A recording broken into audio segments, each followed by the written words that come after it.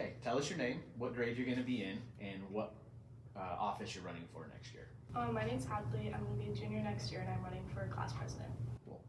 Okay, here's your question. Tell me about a time that you saw something at school that needed to change. What did you do about it, and what happened? I believe that what you're not changing, you're choosing, even if it's just a choice that affects you and only you, or one that affects the entire school. For example, if you see someone getting made fun of or bullied, by walking by and minding your own business, you're almost choosing to let that person continue to get bullied, even if you're not the only one bullying the person. Even if it's just a few words, you never know how much it can affect or change someone's day. I've been in many situations where I've gone against people who are bullying someone and letting them know what they're doing is wrong. And I've also been in many situations where I kept to myself and stayed quiet. I don't know the endings to the stories where I just kept to myself, but I do know the end of the situations where I told them what they were doing was wrong. They stopped what they were doing even if they laughed at me first. It's hard to change things in an environment that I want to change, but in an environment with so much influence, I hope that we all make the right choice. All right, tell us your name, what grade you're going to be in next year, and what class you're running for.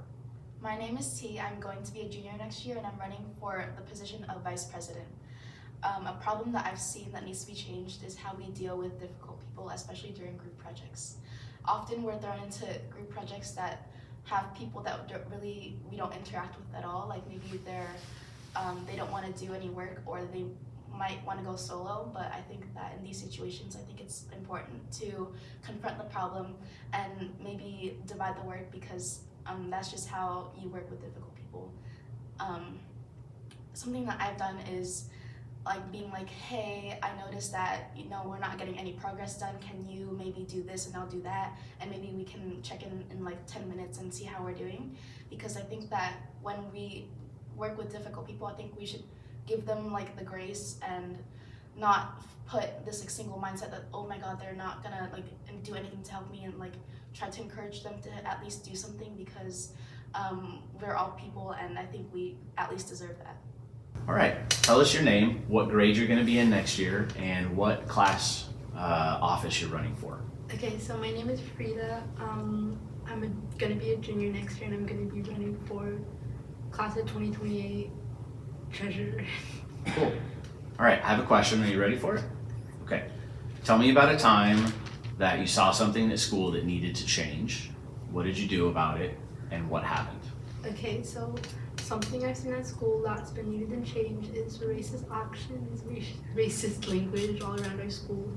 And so what I've done about it is help my friend with a documentary she's been working on, which is about the racism in our school. And so I've just been helping her like collect stories, or trying to at least. And what has happened is that we've been showing slides on Wednesdays, which has sparked up good conversation. And I know from a teacher that at least one student has changed their actions from it. Awesome. All right. Why don't you tell us your name, what grade you're going to be in next year, and what office you're running for. My name is Autumn. I'm going to be a junior next year and I'm running for historian. Cool. All right. You ready for your question? Mhm. Okay.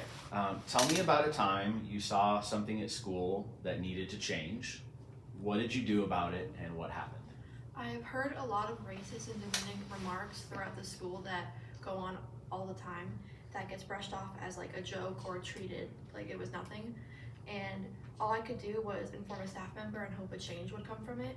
And now that our school is taking these issues more seriously and listening to the student voices, I believe a less toxic environment will come from it.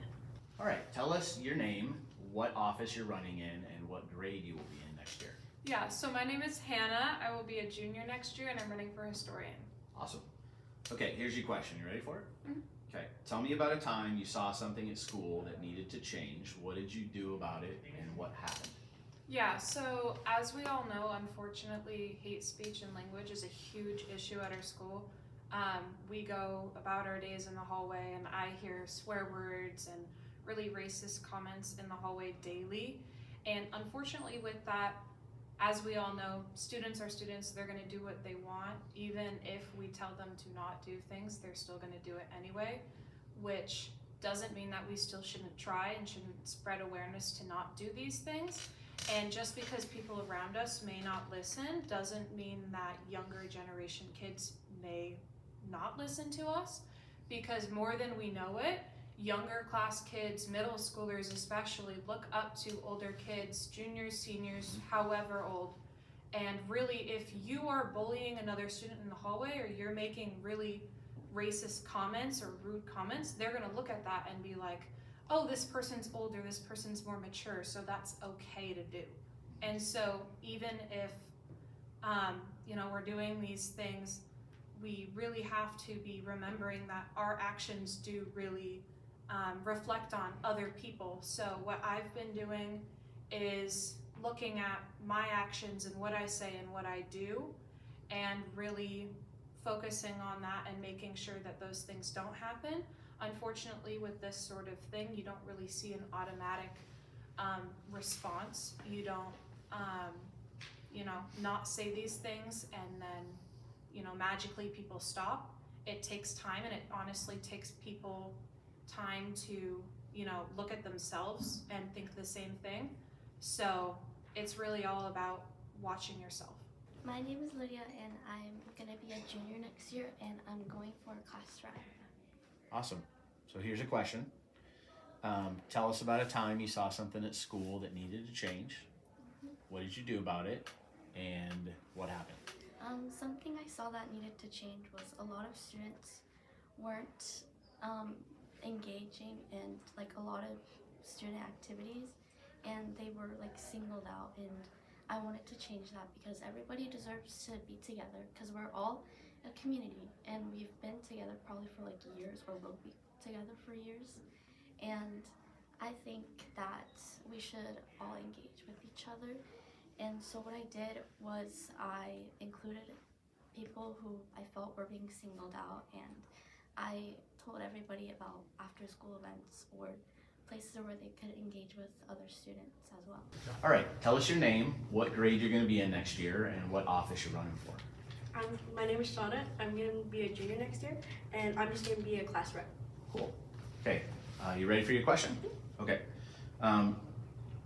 Tell me about a time you saw something at school that needed to change. What did you do about it, and what happened? Something I've noticed at our school are like problems of racism, and it's important to me to help create a respectful environment. So when I hear or see something inappropriate, I make sure to report it to teachers or like staff.